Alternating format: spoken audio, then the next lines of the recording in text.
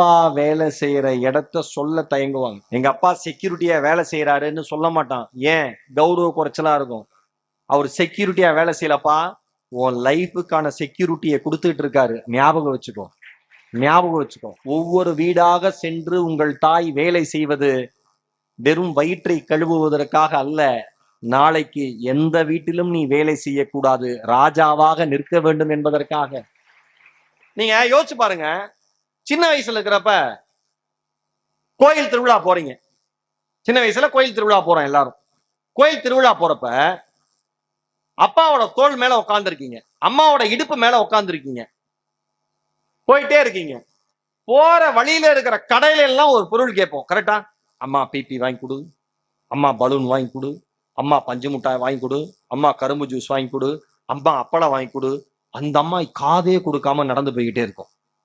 வாங்கி தரண்டா வாங்கி தரண்டான்னு அப்பா சொல்லிட்டு தோல் மேல தூக்கி வச்சுட்டு போயிட்டே இருப்பார். இவனுக்கு எதுவுமே வாங்கி தர மாட்டானுங்க அப்படின்னு முடிவு பண்ணதுக்கு அப்புறம் நாம என்ன பண்ணுவோம்? காலால எட்டி எட்டி உதைப்போம். அப்பா சிரிச்சுக்கிட்டே காலை பிடிச்சுக்காரு. கோவப்படாதரா, கோவப்படாதரா செல்லம் அப்படின்னு. அம்மா இடுப்புல எட்டி எட்டி குதிப்போம். அம்மா டே இருடா வாங்கி தரேன், போய் சாமி கும்பிட்டு வந்துருவோம், அப்புறம் வாங்கி தரேன் அம்மா கூட்டிட்டு போவோம். சரியா? இது ஒரு விஷயம். இதே திருவிழால இன்னொரு விஷயத்தை யோசிங்க. இறக்கி விட்டுறாங்க, ரொம்ப அடம் பிடிக்கிறேன்னு இறக்கி விட்டுறாங்க. இறக்கி விட்டோன்னு திருவிழா கூட்டத்துல நீங்க காணாம போயிடுறீங்க. திருவிழா கூட்டத்துல நீங்க காணாம போயிடுறீங்க. திருவிழா கமிட்டி மெம்பர்ஸ் எல்லாம் என்ன பண்றாங்க? ஒரு குழந்தை அழுதுகிட்டு இருக்குன்ட்டு யாரு? நாம தான். மூக்குலாம் ஒழுகிட்டு தலையெல்லாம் களைஞ்சு போய் வேர்த்து விறுவித்து அழுதுகிட்டு நின்றுகிட்டு இருக்கோம். உடனே அந்த குழந்தைய தொக்கா தூக்கிட்டு வந்து அந்த விழா கமிட்டி ரூம்ல நிக்க வச்சு உட்கார வச்சு அனௌன்ஸ் பண்றாங்க. தம்பி உன் பேர் என்ன? பேர் என்னடா? மனோஜ். ஏன்? ஓ சரி இருறா இருறா, அழுவாதரா அழுவாதரா. மனோஜ் என்கிற ஒரு குழந்தை என்ன கலர் டிராயர் போட்டிருக்காப்பா? ப்ளூ கலர் ட்ரௌசரும் மஞ்சள் கலர் சட்டையும் போட்டிருக்கான். மனோஜ் பேரு. அவங்க அம்மா அப்பா எங்க இருந்தாலும் அந்த குழந்தைய கூப்பிட்டுங்க, விழா கமிட்டி ரூம்ல இருக்குன்னு அனௌன்ஸ் பண்றாங்க. அவங்க அம்மா அப்பா வரத்துக்குள்ள விழா கமிட்டி சார்ந்தவர்கள் என்ன பண்றாங்க? நீங்க அழுதுட்டே கேட்டுட்டு போனீங்கல்ல, பலூன் வாங்கி கொடு, பஞ்சு மிட்டாய் வாங்கி கொடு, கார் வாங்கி கொடு, கரும்பு ஜூஸ் வாங்கி கொடு, எல்லாம் கேட்டீங்களே, எல்லாம் கொண்டு வந்து கொடுக்குறாங்க. அப்ப நீங்க வாங்கி குடிப்பீங்களா, தட்டி விடுவீங்களா? தட்டி விடுவோம். தட்டி விட்டுட்டு என்ன கேட்போம்? அம்மா அப்பா. வழக்கறிஞர் தா ராமலிங்கம் எழுதுறாரு, வாழ்க்கை இப்படியானது, வாழ்க்கை இப்படியானது. தாய் தந்தை அருகில் இருக்கிற பொழுது அவர்களால் முடியாததை கேட்டுக்கூட அவர்களை நாம் காயப்படுத்துவோம். தாய் தந்தை இல்லாத பொழுதுதான் தாய் தந்தையினுடைய அருமை அவர்களுக்கு புரியும் என்று எழுதுகிறார். சார், ரொம்ப ரொம்ப ஏழ்மையான குடும்பத்தில் நான் பிறந்தேன் சார். எங்க அப்பா என்னை கஷ்டப்பட்டு படிக்க வைக்கிறாங்க சார், அப்பா அம்மா அப்படிங்கிற ஸ்டூடெண்ட்ஸ் கை தூக்குங்க. ரொம்ப ரொம்ப கஷ்டம். கீழே போடுங்க. உங்கள் அனைவருக்கும் நான் என்னோட சார்பா ஒரு அரங்கம் நிறைந்த கைத்தட்டல பரிசா கொடுக்கும் மாதிரி அன்புடன் கேட்டுக்கிறேன். நிறைய பேரு அப்பா வேலை செய்யற இடத்த சொல்ல தயங்குவாங்க. நிறைய பேரு அப்பா வேலை செய்யற இடத்த சொல்ல தயங்குவாங்க. ஏன்? கௌரவ குறைச்சல் நினைச்சுக்குவான். எங்க அப்பா செக்யூரிட்டியா வேலை செய்யறாருன்னு சொல்ல மாட்டான். ஏன்? கௌரவ குறைச்சலா இருக்கும்.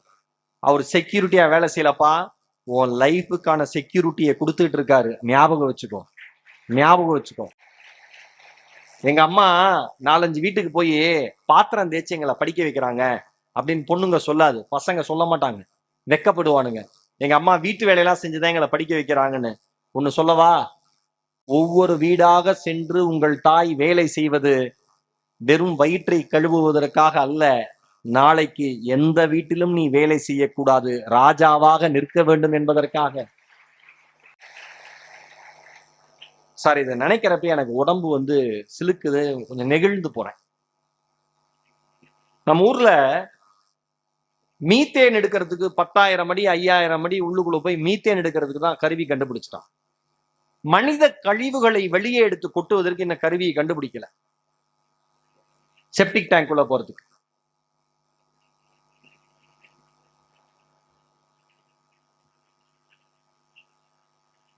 அண்மையில கூட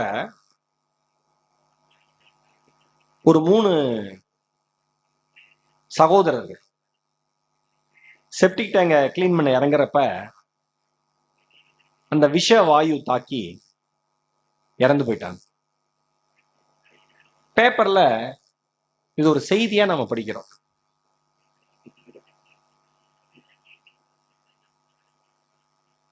சுத்தப்படுத்துறதுக்காக இறங்கினப்ப விஷவாயை தாக்கி 2 பேர் உள்ள மாட்டிக்கிட்டாங்க. 3ஆவதா ஒரு நண்பர் வெளியில இருந்தாரு. அந்த 2 பேரையும் காப்பாத்துறதுக்காக அவர் இறங்கினப்ப அவரும் சேர்ந்து இறந்து போயிட்டாரு. சார் நான் சொல்றேன் சார், இந்த மேடையில நான் சொல்றேன், உங்கள் மூலியமா எல்லாருக்கும் சொல்றேன்.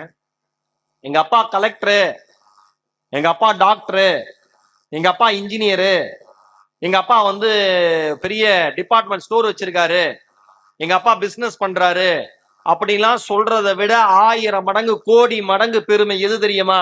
என் அப்பா கழிவறையை சுத்தப்படுத்துகிற தொழிலாளி, அவர் உழைத்து சம்பாதித்த காசுல நான் படிக்கிறேன்னு சொல்றதான் பெருமை. நிறைய பேரு